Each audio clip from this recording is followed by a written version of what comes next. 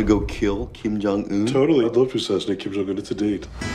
You are entering into the most dangerous country on Earth. Kim Jong-un's people believe anything he tells them, including that he can speak to dolphins. Oh, that clip was great when it continued. But welcome back to Straight Talk. I'm John Downs, in for Adrian Batra. This is real. Not that, but speaking to dolphins is real. Well, yeah, exactly. Here's the issue. That movie that comes out in October, I believe, if it is allowed to be released, if the American government permits this to go ahead, the United States will be the victims of merciless retaliation. That is coming from the North Korean government, if there actually is a government.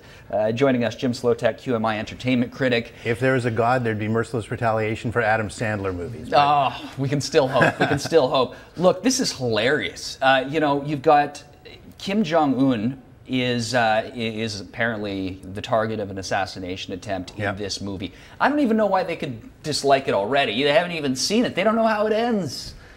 Kim Jong-un might end up being a hero in this movie. Could be. You know, but I mean, it was as recently as last year that the re-release of Red Dawn came out, and the enemy was North Korea, because China was the original enemy. And somebody said, guys, you know, we sell these movies to the Chinese. So well, they try to anyway. Yeah. Well, the average, yeah, exactly, piracy. But North Korea has already been portrayed as the enemy numerous times in various things, and so I'm not that worried about going to war over a Seth Rogen movie. Well, this is what seems so ridiculous, is that you mentioned the fact that it's come up in the past. I remember one of the Bonds not too long ago it involved the tensions between North Korea and the rest of the world. But here we are, a comedy. Is this an indication as to the type of material that Kim Jong-un is really into?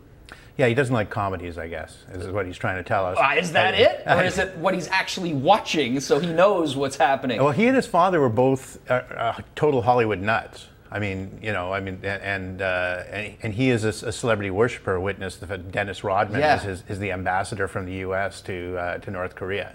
I don't take this seriously. I don't think a Taepodong missile will make it all the way to the U.S. I don't think they're really capable of going very far without blowing up on their own.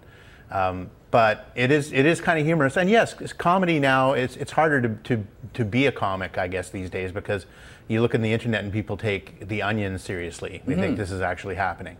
So a comedy about you know, the leader of Korea, Kim Jong-un, being assassinated is, in his head, maybe it doesn't translate as a comedy. Maybe he thinks it's like a how-to video or something.